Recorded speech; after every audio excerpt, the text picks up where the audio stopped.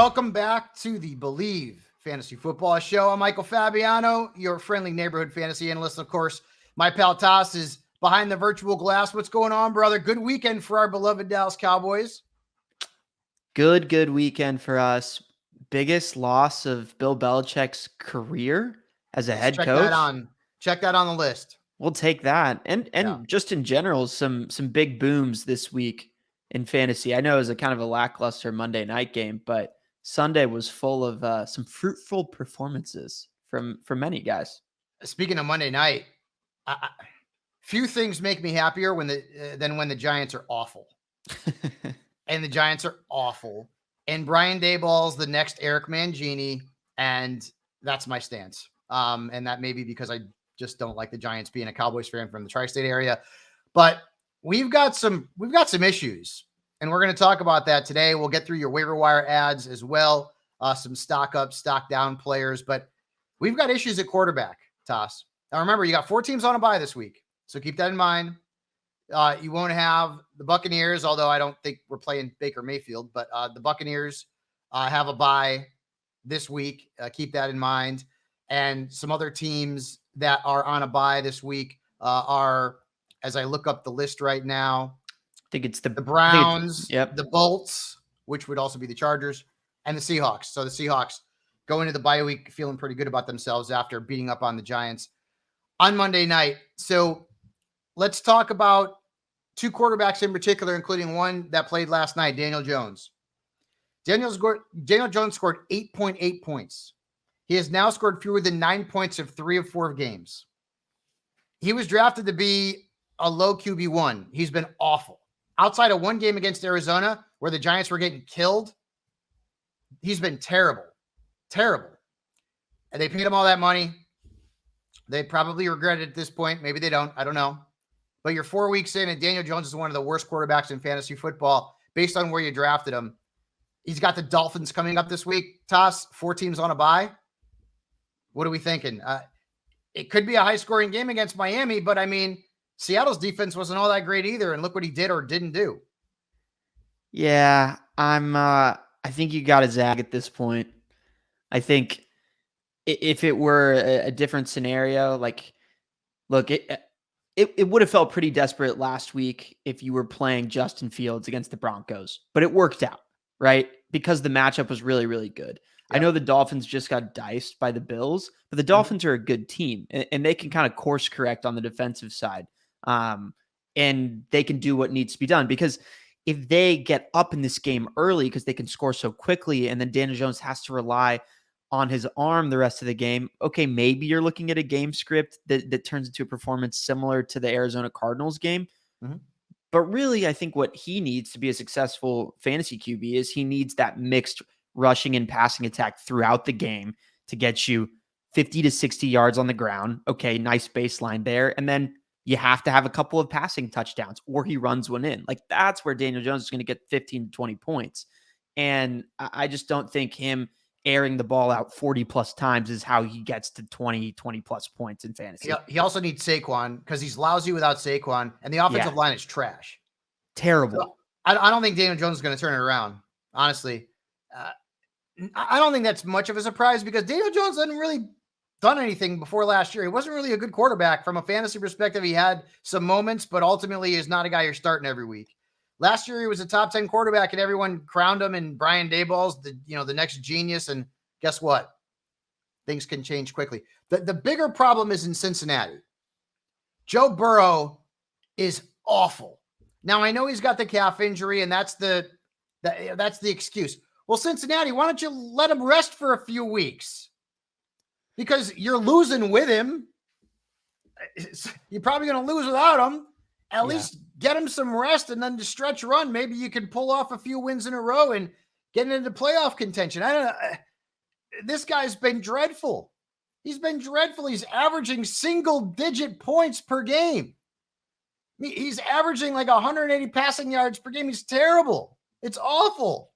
And he's killing Jamar Chase. Although, I mean, Jamar had a good game last week, but, like, it was okay. Like, we need 18 plus from Jamar minimum every week. We're not getting it. T. Higgins is hurt now.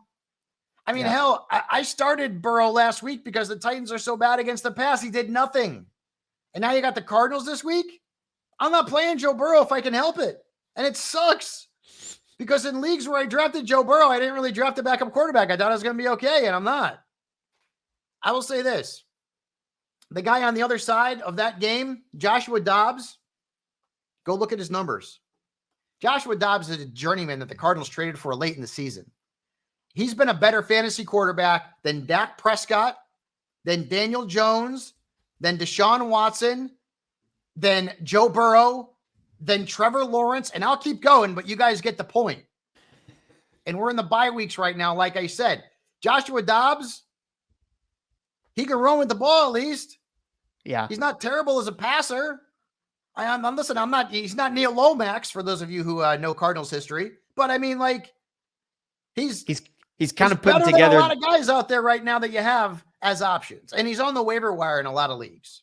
So he's basically putting up the numbers that you thought Daniel Jones was going to put up, right? Yeah, right. So Burrow right now, I haven't done my rankings for the week. That'll come out later in the week over at Sports Illustrated. He's not going to be in my top 10. He's probably not going to be in my top 15. I don't care who he's playing, because I learned a hard lesson last week that even though he was playing the Titans, who give it up to quarterbacks like Santa Claus gives out gifts on Christmas Eve, he did nothing. Nothing. That's going to be a problem. Another problem, and we'll go back to the game from Monday night, Darren Waller stinks. Darren Waller has scored fewer than 7 points in 3 of 4 games. He scored 5 points against Seattle. That's bad. And we should use this toss as like the example of like when preseason hype doesn't equate to regular season success. Because Darren Waller, people were pushing him so much. It was like Kelsey, Hawkinson, Andrews, Waller. Waller's been awful statistically. Yeah. And to be quite honest with you, and we can get into this too, tight end's been awful. Kelsey's fine. I'm tired of hearing about Taylor Swift, but he's always going to be good. Mark Andrews has been good. He had 2 touchdowns last week. Hawkinson didn't have a good game this past week, but we know Hawkinson's going to get his. Give me another good tight end. Yeah, I mean, Dallas Goedert's been awful. Kittle's had one good game. One good game. Waller's had one decent game. I mean, Hunter Henry's been okay, but like Laporta and Jake Ferguson are kind of those other 2 guys that have been at least consistent, involved. Yeah, I mean, right? Laporta's right now. If I had to rank my tight ends for like if I get the draft again, he's 4. He's 4. He's behind the big 3. That's it. He's 4. And then Ferguson had a good game last week. You know, he hasn't had a huge games, but last week was his best game. Yeah. And the Cowboys are targeting him. That's great. But listen to who we're talking about. Sam Laporta, a rookie, where typically tight ends don't make an impact, and Jake Ferguson, who nobody drafted outside of the last 3 rounds. Tight end's a dumpster fire. And Kyle Pitts, if Kyle Pitts played a position that was deeper, he would already be on the waiver wire everywhere. Jonnu Smith has been the better tight end in Atlanta the last 2 weeks. Forget about the league, in Atlanta. I feel bad for him because I think he could thrive elsewhere, but in Atlanta, he's being completely sapped of any kind of fantasy appeal that he might have. So let's go to very quickly before we move on. I think you brought up the best point with the New York Giants. Their offensive line is really, really bad. And that's really not bad. Something that you can fix overnight.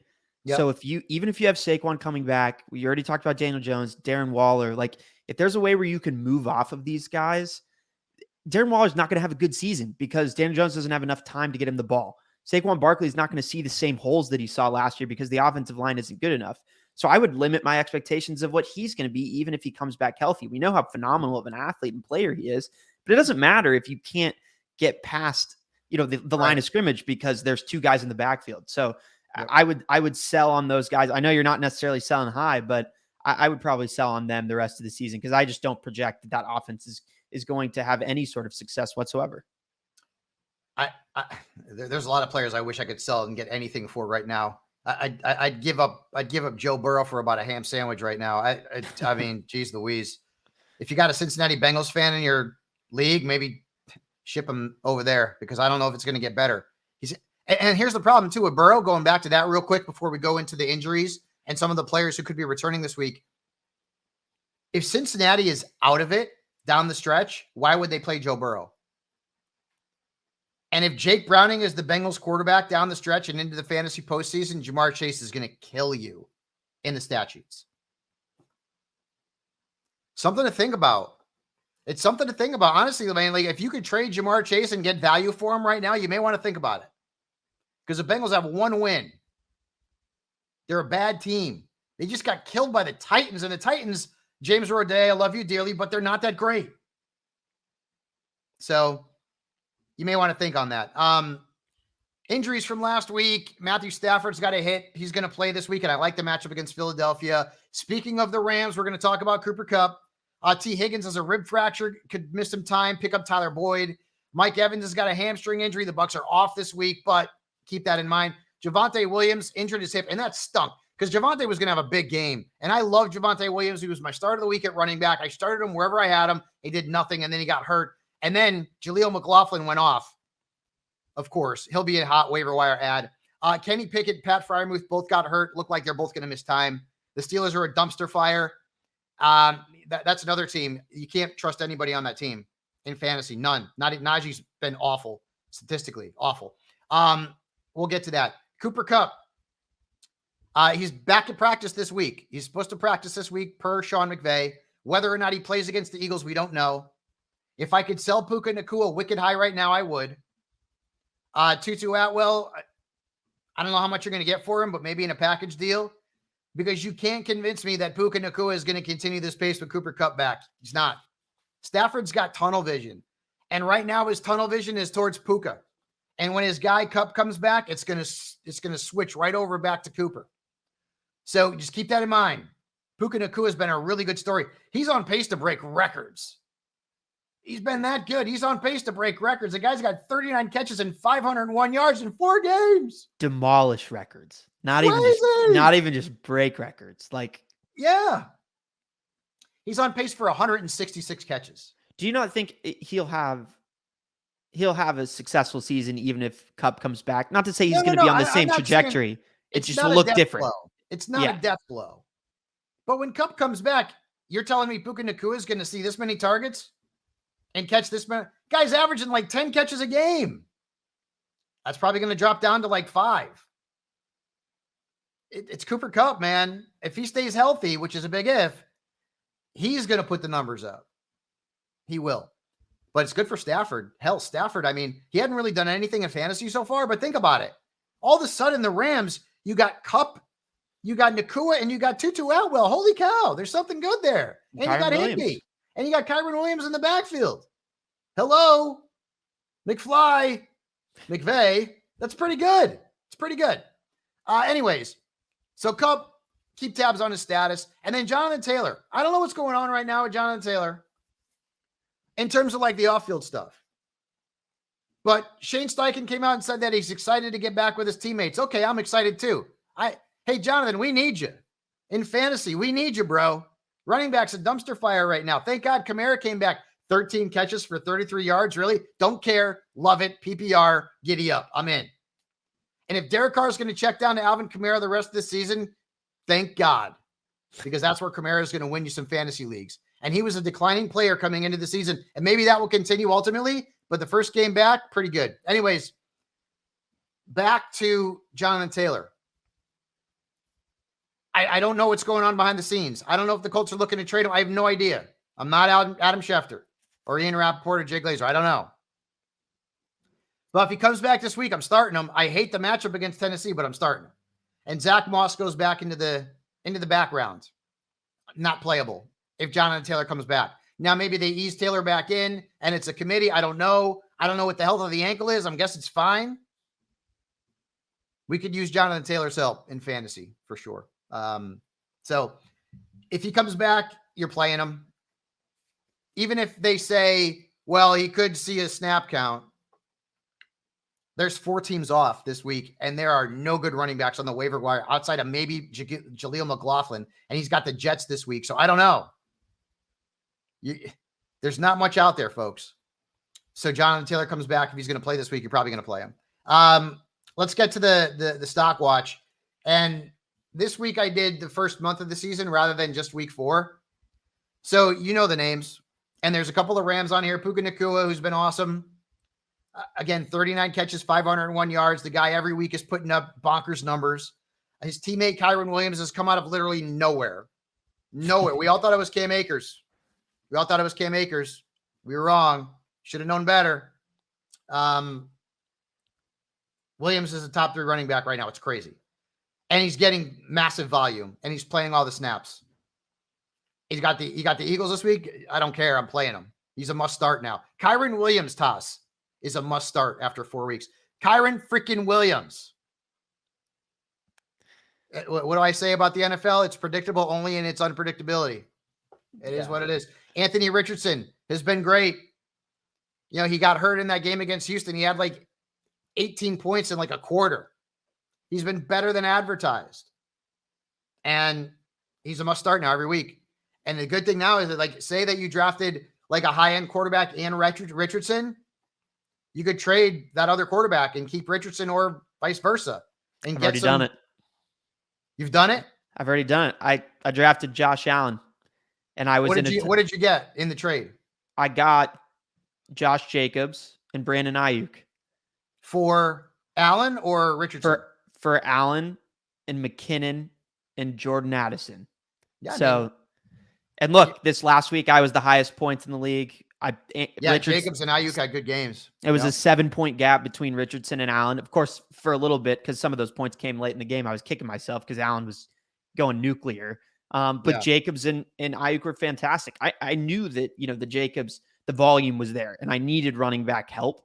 And then Ayuk, I have bought in. I think he's, by the end of the season, he'll be a top 16 wide receiver. So I trusted that, and I had good depth elsewhere. I mean, I have Diggs and I have CeeDee Lamb. So now my receiving core is pretty. Yeah, and Jacobs finally had a good game, and now he's got the Packers this week. They just gave up 3 touchdowns to Montgomery. So good matchup there. Good on you. We'll see. Good on you. Another player whose stock is on the rise is Devon Achane, whatever. I can't say his name right. I liked Achane better. Whatever. See, it's like the A thing. It's like I say Fabiano. Some people say Fabiano. So it's Achane or a chain. I don't care. Whatever. The guy scored. I just like watching him play football. That's what it comes down to, right? This guy played 2 games basically this season. He's basically played 2 games. He's in the top 5 at running back. It's like 2 games, 6 touchdowns, 78.3 points in the last 2 weeks. That's crazy town. And then he's got the Giants coming up, and they stink.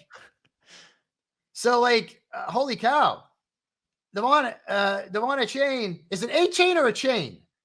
A-Chan. I hate it. I like chain better. A Chan, whatever. A Chan. It's all the same. It's all fantasy points. My rankings will come out in Sports Illustrated this week. He's going to be in the top 10. He's got to be. He's freaking awesome, the guy. He's amazing. I also think what's funny, too, is like he came out of college. This was not a featured back type of guy. This was not he's a smaller guy. They're running him in between the tackles. Yeah. I mean, the speed was what was on the scouting report for him coming out of college. He had a successful year at Texas A&M. He was a very talented running back. But I think the really good thing about him is if they get big leads on teams, especially in they're playing the Giants this weekend, I think they want to run him. They don't want to run Mostert because of Mostert's age and just his durability, right? He's not super durable. Yeah, he's not super durable. So it looks good for A-Chan. Yeah. Owners, Yeah. He's been awesome. And then, hey, I would be remiss if we didn't talk about Keenan Allen. Keenan Allen's been really good. Like, Keenan Allen's right up there with Jefferson in points and Tyreek. And he was a 3rd or 4th round pick, right? I mean, he's been fantastic. Fantastic. So good. So good for Keenan Allen. Let's hope he keeps it up. Chargers have a bye this week. I don't like that Justin Herbert got hurt, but at least it wasn't his throwing hand. Justin, don't try and make tackles. You're making too much money. You're too valuable. Let the big uglies do that. All right. Now to the stock down players. Joe Burrow's at the top of the list. Joe Burrow's averaging 13 fewer points a game than he did last year. 13. That's huge. Huge. He's averaging 182 yards per game through the air. Last year, 280. He's not even startable right now. He's not. I don't like. He is my sit of the week at Stardom and sit him over at Sports Illustrated, and I am doing it purposely because I'm trying to reverse jinx him because I am a little bit superstitious when it comes to that kind of thing. I think if I put him in the most prominent sit him spot in my article, that maybe that will mean he'll wake up. You think he knows he's my sit of the week? No, he doesn't know who the hell I am, nor should he care. But I'm just a weirdo like that. Listen, I mean, he went to Tennessee and he was awful. Tennessee's bad against quarterbacks, so there's concern there. I have Josh Jacobs on this list. Now, he had a really good game last week, but he was bad the first 3 weeks. He was really bad. Thank God he had 30 points in the first 3 weeks. That's terrible. And he's still not really doing anything on the ground. Even though he had a good game last week, most of it was through the air as a pass catcher. I mean, he had a game earlier this season against Buffalo where he had -2 yards on the ground. So even though he had a good game last week, we have not gotten what we have wanted from Josh Jacobs so far. Maybe week 4 is a sign of things to come. Najee Harris. Listen, he's had great matchups the last 2 weeks. He's done bupkis. And now he's got to play the Ravens. I don't know what the Steelers are going to do in terms of the changes. I think Trubisky's going to be the starter this week. They're not going to have Freiermuth. I don't know what's going to happen there. But guess what? I can't play Najee Harris with any confidence. Here's the problem, Tass. Last 2 weeks, good matchups. You drafted him maybe as your RB1 or at least your RB2, and you probably had to play him based on the matchups, unless you were strong on the waiver wire and maybe you got Zach Moss, right? Now you got 4 teams off. So, like, I don't know. Can you play him? No. Do you have to play him? Maybe. Yeah. But he's been dreadful. Jamar Chase is on this list. And listen, he had, 14 points last week? I need more than that. I need 18 minimum every week from Jamar. I drafted him second overall. Jeez Louise. I mean, you want to talk about buyer's remorse? In leagues where I had the number 2 overall picked, I passed on McCaffrey and I took Chase. And there's no way to know this was going to happen to the Bengals, but boy, am I regretting that right now, man. Am I regretting that? McCaffrey's just awesome. And now he's playing our beloveds this week. We'll talk about that game on Thursday. So Jamar is, I mean, listen, man, I mean, he had 17.2 combined points in his first 2 games. The last 2 games have been better. He had the huge game in week 3, but there's no explosive plays anymore. It's all these short dinks and dunks because Burrow can't throw the ball downfield. Yeah. And if you drafted Chase in a league where you get bonuses for long catches, he's killing you. And that's his forte. Like, the guy makes plays. It's frustrating. Nuke Hopkins also is on this list. You know, his first game was okay, but he's averaging 9.9 points per game. He is falling into the curse of the veteran Tennessee wide receiver, Andre Johnson, Randy Moss, last year Julio Jones. Brutal. It's not his fault because of Tannehill, but it is his fault because he chose Tennessee. And it's our fault for drafting him because we knew Tannehill was his quarterback. And I went to the Chiefs, I got suckered into it. Maybe they couldn't have afforded it on him. All right, let's get into the waiver wire ads for the week. I'm going based off of Yahoo's ownership percentage. We'll go from high to low. Tyler Boyd's only owned in 37% of leagues. T. Higgins is hurt. Go pick him up. But you know what? I don't even know if I'd play him. The Bengals offense is horrible, but he's still got to be rostered. Yep. Jameson Williams, 32% ownership over at Yahoo. Go get him. Is he going to be anything? I don't know. Is he going to be the next Mike Williams, Charles Rogers? I don't know. The Lions historically have not done great at drafting wide receivers prominently outside of Calvin and Amon-Ra, but he's too talented not to go out and put in a claim for. Jaden Reed is only owned in 24% of leagues. I know Christian Watson's back. I mean, he's still averaging around 10 points per game, and it's bye week time. It's the season of the bye week. We're going to need to start guys like this. If you want to throw a dart in a deeper league, Keaton Mitchell in Baltimore is worth a look. I get a lot of people telling me that, you know, he kind of reminds him of a Chan. I'm never going to get it right. And at this point at running back, Baltimore's got a bunch of kind of meh guys. You could throw a dart at him. Jaleel McLaughlin's going to be the hottest waiver wire ad this week for the Denver Broncos. I don't know how long Javonte's going to miss, but it seems like he's going to miss some time potentially. And McLaughlin was clearly the guy last week. Now, is that going to change? Is it going to be P. Ryan this week? I don't know. I don't think I'm not so. Sean Payton, but I know McLaughlin looked damn good. And I know people were talking about McLaughlin under the radar earlier in the season as a guy that might make an impact, and he did last week. Are they going to play? Wilson. Are they going to play? Denver plays the Jets this week. In the arms of the angel when he scores a touchdown this coming week? The Sarah McLachlan song. Oh, see, right over my head, dude. I know who Sarah McLachlan is. You know the song, though, right? You've seen. I know the song. Yes. You've seen like the ASPCA commercials. That it's yes, like I know. Yes, and you know what? Every time that goes on, I turn the channel. I can't watch animals suffering. I'll cry. I can't do it. It's the saddest thing. I can't do it. It is. I can't do it. Anyways, that's neither here nor there. Michael Wilson, 2 touchdowns against the Niners last week, got the Bengals this week. I'm not saying you play him, but you can pick him up. Wilson was also a guy that we were monitoring during the preseason. And I mean, he's earned a prominent role in Arizona and slowly starting to get more opportunities. He's a good player.